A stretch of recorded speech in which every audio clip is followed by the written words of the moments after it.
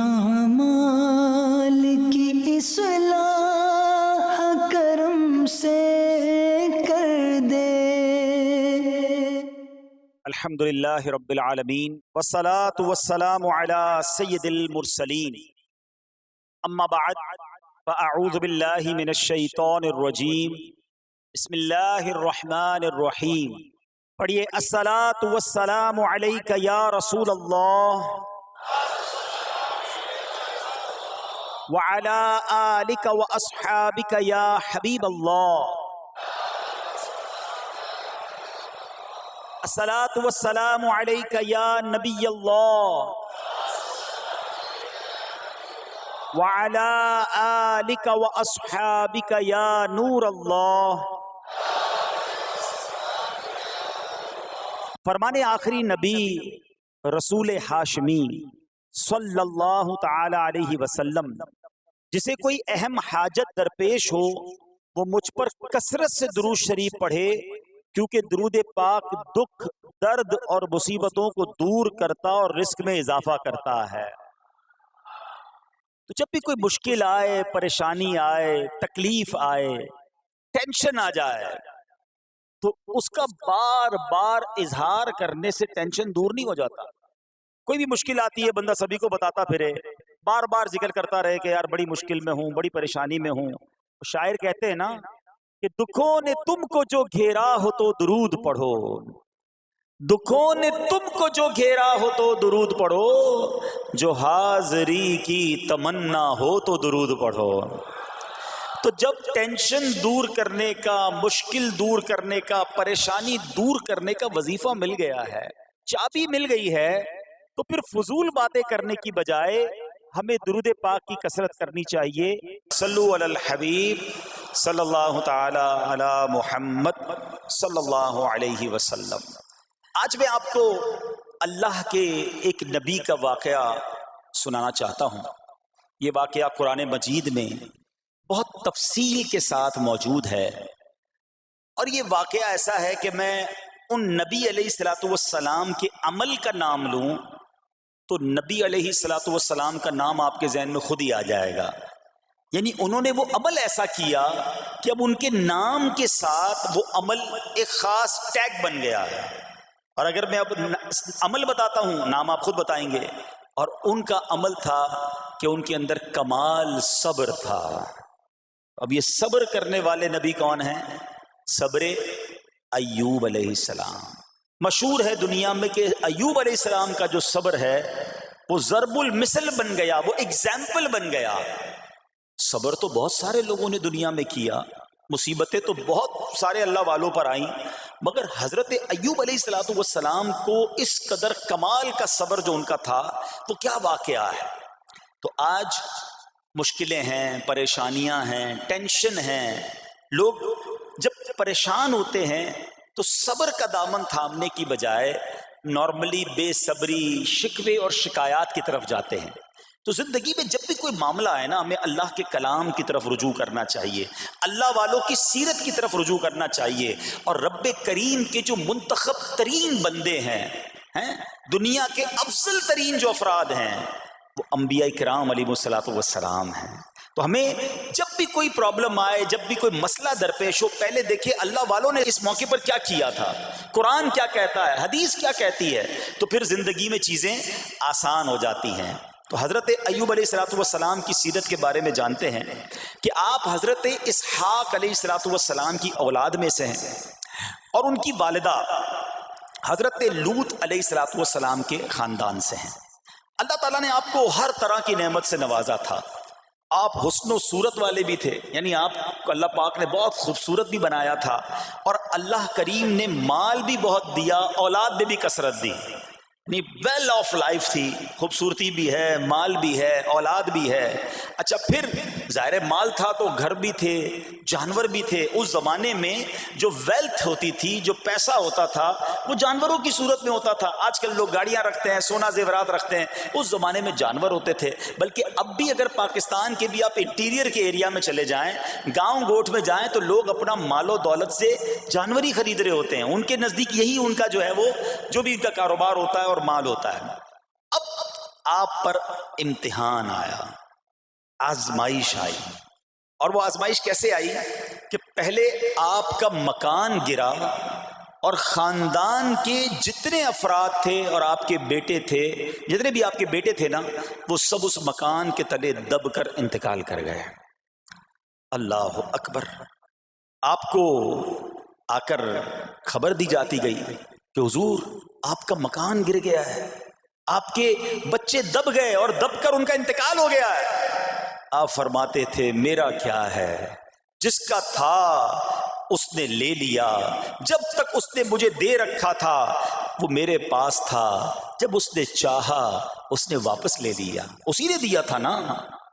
تھوڑی دیر بعد خبر آئی کہ آپ کے جتنے جانور تھے، ہزارہا اونٹ تھے، بکریاں تھی، ریوڑ کے ریوڑ تھے، سارے جانور جو ہیں وہ مر گئے. کسی نے آ کر کہا کہ اب آپ کی جتنی دولت تھی، جتنے جانور تھے وہ بھی مر گئے. سبحان اللہ. آپ اللہ کا شکر بجا لاتے، کہتے یا اللہ جو رب کا تھا اس نے واپس لے لیا، اسی کا تھا، جتنی دیر چاہا میرے پاس رہا، واپس لے لیا اس نے. میں اپنے رب کی رضا پر راضی، میں اس امتحان پر راضی ہوں. اللہ اکبر.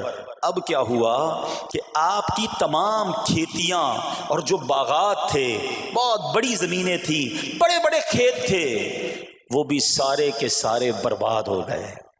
کسی نے پا کر بتایا کہ حضور اب تو کھیت بھی گئے، اب باغات بھی گئے. آپ نے فرمایا کہ جس کا تھا اس نے لے لیا، میں اس کی رضا پر راضی ہوں. جب تک میرے پاس تھا وہ میرے پاس تھا، اب رب نے واپس لینا چاہا تو اس نے لے لیا. اب he was empty handed، یعنی اب کچھ بھی نہیں تھا، نہ بچے ہیں، نہ مال ہے، نہ جانور ہے، نہ مکان ہے. مگر حضرت ایوب علیہ السلام کی زبان پر پھر بھی شکر ہے، اب بھی شکر ہے، شکوہ نہیں ہے کہ اللہ میں تیری رضا پر راضی ہوں. لیکن ابھی امتحان ختم نہ ہوا تھا. اور اس امتحان کے پیچھے بعض مفسرین نے ایک اور قول بھی نقل کیا کہ شیطان نے حضرت ایوب علیہ السلام کو دیکھ کر اللہ کی بارگاہ میں کہا کہ مولا یہ تیرا بندہ اس لیے تیرا شکر گزار ہے کہ تو نے اسے بڑا نوازا ہے، بڑا مال دیا ہے، اولاد دی ہے، گھر دیا ہے. تو اب رب کریم نے حضرت ایوب پر امتحان بھیجا تاکہ پتہ چلے کہ میرے نیک بندے امتحان کے بعد بھی صبر کرتے ہیں. لیکن اب سب چلا گیا نا، تو شیطان نے کہا کہ ابھی جان تو باقی ہے نا، صحت تو باقی ہے. اللہ اکبر. مزید آزمائش آئی اور یہ ہوا کہ آپ کو بیمار کر دیا گیا. مبارک جسم پر بڑے بڑے آبلے پڑ گئے، پھوڑے جس کو کہتے وہ پڑ گئے. اس حال میں آپ کے سارے دوست بھی آپ کو چھوڑ کے چلے گئے. آج کل ویسے بھی حال ایسا ہی ہے جناب، جب تک پیسہ ہے، شہرت ہے، آپ کے پاس کوئی مال ہے تو آس پاس بہت سارے لوگ ہوتے ہیں. مگر جب یہ سب چیزیں چلی جائیں نا تو بعض اوقات ایسی کنڈیشن میں اپنے اور پرائیوں کی جانچ بھی ہو جاتی ہے کہ اب کون کھڑا ہے. دوستی مال کے لیے تھی، دوستی شہرت کے لیے تھی، دوستی منصب کے لیے تھی، یا کسی کی ذات سے واقعی خالص دوستی تھی. اب کیا ہوا، آپ کے سارے رشتہ دار، سارے دوست بھی دور چلے گئے، سوائے آپ کی فرما بردار زوجہ تھی جن کا نام تھا رحمت بن افراہیم، اور یہ حضرت یوسف علیہ السلام کی پوتی بھی تھی، اللہ کے نبی کی آل سے تھی. وہ آپ کی خدمت کرتی رہی. اب جسم پر پھوڑے ہیں، آبلے ہیں، ایک بیوی ہے، نہ پیسہ ہے، نہ مال ہے، نہ بچے ہیں، واٹ ایور جو تھا سب ختم. مگر زبان ہے کہ اس پر پھر بھی اللہ کا ذکر جاری ہے، پھر بھی شکر جاری ہے، پھر بھی صبر ہے. بات کرنا آسان ہے جناب، مشکل آئے اور صبر کرے بندہ. اصل امتحان یہ ہے، زباں پر شکوائے رنجو علم لایا نہیں کرتے، زباں پر شکوائے رنجو علم لایا نہیں کرتے، نبی کے نام لیوا غم سے گھبرایا نہیں کرتے. ہم میں سے کسی پر ایسی آزمائش نہیں آئی نا. چھوٹی موٹی آزمائشیں تو آتی رہیں گی. ایک بات یاد رکھنا، یہ زندگی کی جو گاڑی ہے نا، یہ مسائل کے پہیوں پر ہی چلتی ہے. ہمیں بعض اوقات کسی کی گاڑی، کسی کا مکان، کسی کا خوبصورت چہرہ، کسی کی مسکراہٹ دیکھ کر لگتا ہے یار یہ تو دنیا کا سب سے سخی آدمی ہے. ایسا نہیں. تو یہ نہ سمجھے کہ سارا جہان جناب سخی ہے اور میں اکیلا دکھی ہوں. ایسا نہیں ہوتا، بلکہ ہر اس جہاں میں تقریباً ہر بندہ ایسا ہوتا ہے جس کے ساتھ کوئی نہ کوئی دکھ لگا ہوا ہوتا ہے، کوئی نہ کوئی پریشانی ہے. کسی کو مال کی پریشانی، کسی کو روزگار کی پریشانی، کسی کو بیماری لگی ہے، کسی کو اور ٹینشن ہے. تو یہ کبھی بھی نہ سوچے کہ میں زندگی گزاروں گا اور کوئی ٹینشن نہیں آئے گی. تیار رہو امتحان کے لیے، امتحان ضرور آنا ہے. اب کمال یہ ہے کہ اس امتحان میں پاس کون ہوتا ہے. حضرت ابراہیم پر امتحان آیا، زبان پر صبر ہے، شکر ہے، شکوہ نہیں ہے. اب کیا ہوا کہ آپ کا سال ہاں سال تک یہ محال رہا. یہ 2-4 مہینے کا پرابلم نہیں تھا، کئی سال تک آپ بیمار رہے. آپ کی زوجہ جو ہے وہ خدمت کرتی رہی. اچھا یہاں ایک غلط فہمی دور کر دوں کہ کچھ لوگ یہ کہتے ہیں، یہ کتابوں میں پتہ نہیں کچھ کتابوں میں لکھ دیا گیا کہ حضرت ایوب علیہ السلام کو معاذ اللہ کوڑ کی بیماری ہو گئی تھی. ایسا بالکل نہیں تھا.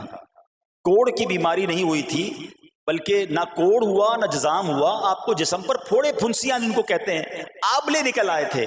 کیونکہ کوڑ کی بیماری وہ ہوتی ہے کہ جس سے لوگ نفرت یا حقارت کرتے ہیں. اللہ کے کسی بھی نبی کو کبھی بھی کوئی ایسی بیماری نہیں ہوئی جس کی وجہ سے لوگ اس سے حقارت یا نفرت کریں یا دور بھاگیں. کیونکہ اللہ نے ان نفوس قدسیہ کو، ان نیک بندوں کو، ان منتخب شخصیات کو لوگوں کی ہدایت کے لیے بھیجا ہے. ان کو کبھی کوئی ایسی چیز نہیں ہوئی کہ جس سے لوگ گھن کھا کر دور بھاگیں. تو یہ بالکل غلط ہے. البتہ آپ کے جسم پر آبلے تھے، پھوڑے تھی، اور اللہ اکبر آپ اس حال میں کیا رب سے عرض کرتے تھے؟ آپ عرض کرتے تھے، قرآن میں یہ الفاظ موجود ہیں، انی مسنی الضر وانت ارحم الراحمین. ترجمہ کیا ہے؟ مجھے تکلیف پہنچی اور تو سب مہر والوں سے بڑھ کر مہر والا ہے، رحم کرنے والوں میں سب سے بڑھ کر رحم کرنے والا ہے. یعنی اللہ کی بارگاہ میں یہ عرض کرتے تھے، یا اللہ تکلیف پہنچی ہے، رحم تو نے کرنا ہے، تو ارحم الراحمین ہے. زمانے سے نہیں کہتے تھے. یہاں ایک اور پرابلم ہے. میں کوئی مسئلہ ہوتا ہے، پرابلم آتی ہے، ہم ساری دنیا سے کہتے ہیں یہ مسئلہ ہو گیا، یہ پرابلم ہو گئی. نہیں، ساری دنیا میں سے کوئی آپ کا مسئلہ حل نہیں کر سکتا. اس سے بات کرو نا جو مسائل کو حل کرنے والا ہے، اس سے عرض کرو نا جو مصیبت کو دور کرنے والا ہے. ادھر ادھر جانے کی بجائے پرابلم یہ ہے جب بھی مشکل آتی ہے ہم سب کے پاس جاتے ہیں، ہم رب کے پاس نہیں جاتے ہیں. جاؤ اس کے پاس جو حل المشکلات ہے، جو مصیبتوں کو حل کرنے والا ہے، اس کی بارگاہ میں فریاد کرو. وہ شاعر کتنی پیاری بات لکھتے ہیں نا، یہ بہت سارے لوگوں کے لیے درس ہے جو اپنی پرابلمز کے لیے دنیا والوں کے پاس جاتے ہیں. ارے اگر پکارنا ہے تو اللہ کی بارگاہ میں پکارو، التجا کرنی ہے تو اللہ کے حبیب سے عرض کرو نا. شاعر لکھتے ہیں، کسی کا احسان کیوں اٹھائیں، کسی کو حالات کیوں بتائیں، کسی کا احسان کیوں اٹھائیں، کسی کو حالات کیوں بتائیں. تمہیں سے مانگیں گے تم ہی دو گے، تمہارے در سے ہی لو لگی ہے. ہم اللہ کی بارگاہ میں عرض کریں، اللہ کے حبیب کی بارگاہ میں لو لگائیں. دنیا والوں کے پاس کچھ نہیں رکھا، لیکن ہم دنیا والوں کو بتا کر اپنے صبر کا ثواب بھی ضائع کر دیتے ہیں. دیکھو حضرت ایوب علیہ السلام کا صبر، کسی سے نہ کہا، اللہ کی بارگاہ میں عرض کرتے رہے. اب آپ کی آزمائش کا وقت پورا ہوتا ہے، دعا کرتے رہے، التجا کرتے رہے، صبر کرتے رہے. حکم ہوا کہ اپنا پاؤں زمین پر مارو. حضرت ایوب علیہ السلام نے پاؤں زمین پر مارا تو زمین سے ایک چشمہ پھوٹ اٹھا. حکم الہی سے حکم دیا گیا کہ اب اس پانی سے غسل کرو. آپ نے جب اس پانی سے غسل کیا تو آپ کی تمام بیماریاں دور ہو گئیں. پھر آپ 40 قدم چلے، دوبارہ زمین پر قدم مارنے کا حکم دیا. قدم مارتے ہی ایک اور خوبصورت لذیذ ٹھنڈے پانی کا چشمہ نمودار ہوا. پانی ٹھنڈا، میٹھا اور لذیذ تھا.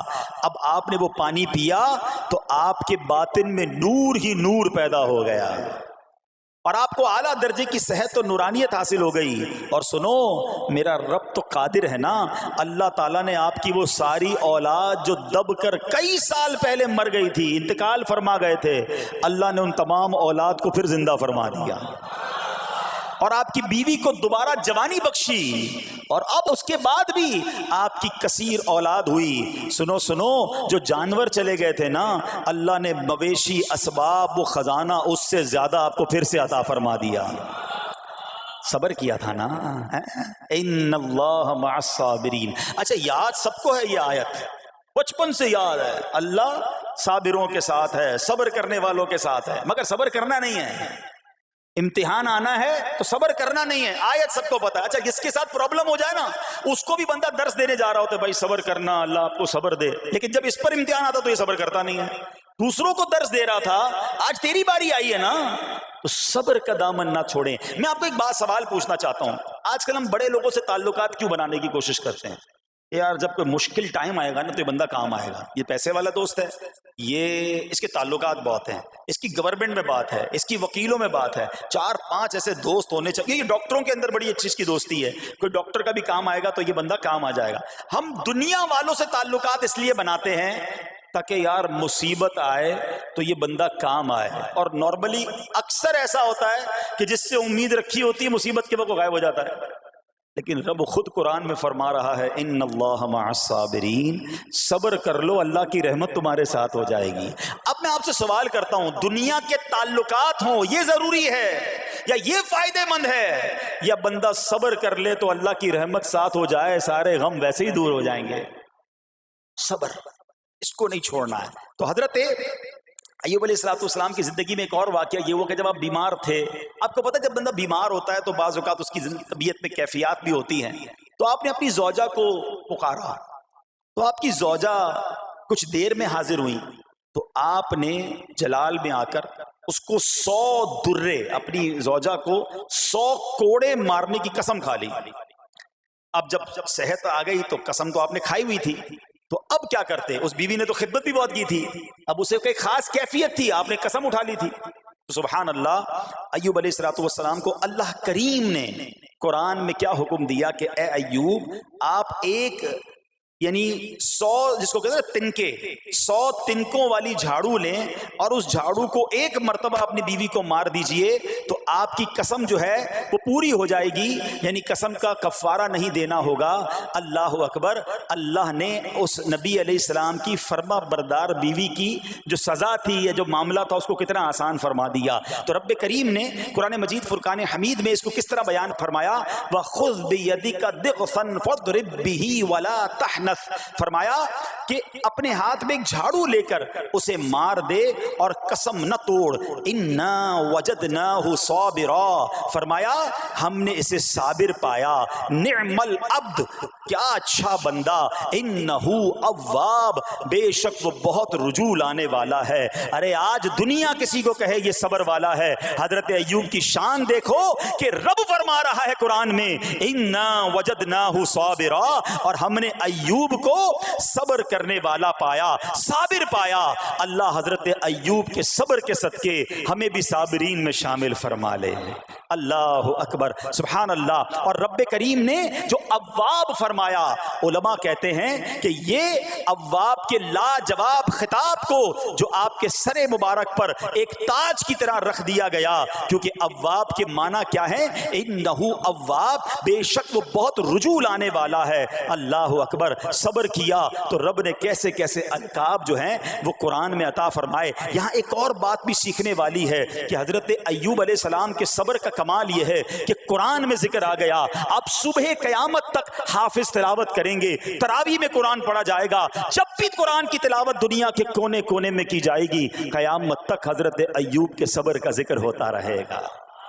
جب آپ صبر کرتے ہیں اللہ رسول کو راضی کر لیتے ہیں, اللہ ان ناموں کو بلند فرما دیتا ہے. بہرحال میرے پیارے اسلامی بھائیوں, اب یہاں تھوڑا سا ایک شرعی مسئلہ بھی سمجھ لیں. بعض اوقات ہے کہ آپ لفظ سنتے ہیں ہیلا.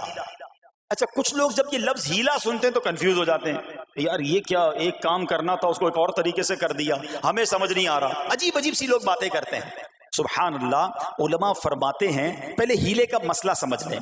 فتاوی عالمگیری میں ہے جو ہیلا کسی کا حق مارنے یا اس میں شبہ پیدا کرنے یا باطل ذریعے سے فریب دینے کے لیے کیا جائے وہ مکروہ ہے, اور جو ہیلا اس لیے کیا جائے کہ آدمی حرام سے بچ جائے یا حلال کو حاصل کر لے وہ اچھا ہے. انما الاعمال بالنیات, غلط نیت سے ہیلا کہ کسی کا حق دبا لو یا معاذ اللہ زکوٰۃ ادائی نہ کرنی پڑے, اللہ کو کوئی دھوکہ نہیں دے سکتا, اللہ دیکھ رہا ہے کہ اس کی نیت کیا ہے. لیکن ہیلا اس لیے ہے کہ حرام سے بچ جائے، حلال حاصل کر لیا جائے، تو اس کی جو جواز کی صورتیں ہیں علماء نے فرمایا یہ آیت اس میں دلیل ہے. اور آیت کیا تھی؟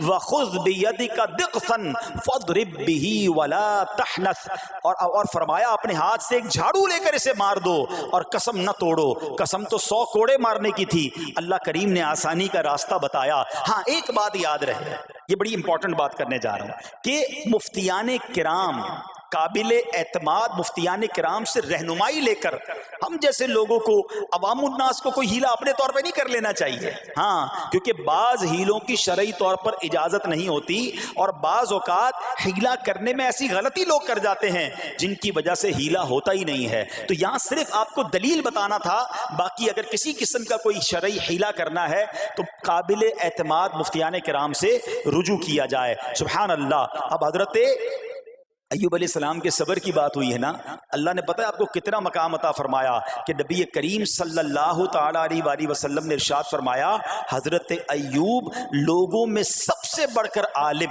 صابر اور غصہ پینے والے تھے. حضرت ابن مسعود رضی اللہ تعالیٰ عنہ سے مروی ہے کہ حضرت ایوب علیہ السلام قیامت کے دن صبر کرنے والوں کے سردار ہوں گے. ہاں صبر کرنے والوں کے بھی سردار ہوں گے. اچھا بعض اوقات ہوتا کیا ہے، اچانک کوئی پرابلم آ گئی، کہیں آگ لگ گئی، گاڑی میں نقصان ہو گیا، پیسے چوری ہو گئے، موبائل چوری ہو گیا، کوئی چیز میں نقصان ہو گیا، کاروبار میں نقصان ہو گیا، صحت خراب ہوئی. بندہ کہتا ہے یار یہ میرے ساتھ کیوں ہوا ہے، میں نے ایسا کیا کیا ہے. بعض اوقات زبان سے شکوے، شکایت، حالانکہ قرآن مجید فرقان حمید نے تو پہلے ہی ہمیں بتا دیا ہے. ہمارا پرابلم پتہ ہی کیا ہے، ہم بہت ساری باتیں جانتے ہیں دنیا کی، قرآن و حدیث پڑھتے نہیں ہیں، تو مینٹلی پریپیئرڈ نہیں رہتے. آپ کو پہلے ہی پتا ہو کہ یار گرمیاں آنے والی ہیں، تو اچانک گرمیاں آئیں گی تو پریشان نہیں ہوں گے نا. آپ کو پتا تھا جون جولائی میں گرمیاں ہوتی ہیں بھائی، سردیاں نہیں ہوتی. آپ پنکھا بھی تیار رکھتے ہیں، ٹھنڈا پانی کا انتظام بھی رکھتے ہیں، گرمی کے وقت باہر کم نکلتے ہیں. اور سردیاں آتی ہیں آپ کو پہلے ہی پتا ہوتا ہے، اب رضائی تیار کر لیتے ہیں، سویٹر نکال لیتے ہیں. ایسا نہیں ہوتا کہ صبح اٹھتے تو 40 ڈگری ہوتا ہے، دوسرے دن اٹھتے تو 5 ڈگری ہوتا ہے. بندہ کہ یار آج ٹھنڈ کیوں ہو گئی، کل گرمی کیوں ہو گئی. مینٹلی پریپیئرڈ جب بندہ ہوتا ہے تو وہ تیار ہوتا ہے. اگر جو قرآن پڑھنے والا ہے، حدیث پڑھنے والا ہے، اس کو تو پہلے ہی مینٹلی پریپیئرڈ ہونا ہے. کیوں؟ قرآن کا وعدہ ہے نا، قرآن کا اعلان سنو. اللہ کریم قرآن مجید میں کیا ارشاد فرماتا ہے؟ بسم اللہ الرحمن الرحیم وَلَنَبْلُوَنَّكُمْ بِشَيْءٍ مِّنَ الْخَوْفِ وَالْجُوعِ وَنَقْصٍ مِّنَ الْأَمْوَالِ وَالْأَنفُسِ وَالثَّمَرَاتِ وَبَشِّرِ الصَّابِرِينَ. اور ضرور ہم تمہیں آزمائیں گے. کیا فرمایا؟ ضرور آزمائیں گے، تیار رہو. there is examination. اچھا آزمائش کن کی چیزوں کی ہوگی؟ سبحان اللہ. قرآن نے لسٹ بھی دے دی ہے کہ آزمائش کیا ہوگی. فرمایا کچھ ڈر سے، اچانک خوف آ جاتا ہے نا، کوئی دشمن آ جاتا ہے، کوئی دھمکی دے رہا ہوتا ہے، اچانک حالات خراب ہو جاتے ہیں، دل میں خوف بیٹھ جاتا ہے. پھر فرمایا بھوک سے، مال کم ہو گیا، تنگی آ گئی تو بھوک سے. پھر فرمایا کچھ مالوں اور جانوں اور پھلوں کی کمی سے.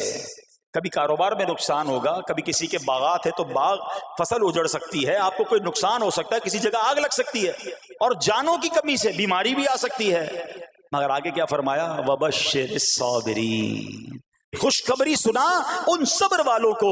اور جب سبحان اللہ یہ ایگزام آتا ہے نا، جو اس ایگزام سے نکل جاتا ہے تو رب نے فرمایا خوشخبری ہے. اللہ اکبر. ہم نے زندگی میں دیکھا ہے جس نے مصیبت پر صبر کیا، اللہ کی رضا پر راضی رہا، اللہ نے مشکل سے بھی نکالا اور پہلے سے اسے زیادہ عطا فرما دیا. ہمارا پرابلم ہی ہم ٹیسٹ میں فیل ہو جاتے ہیں.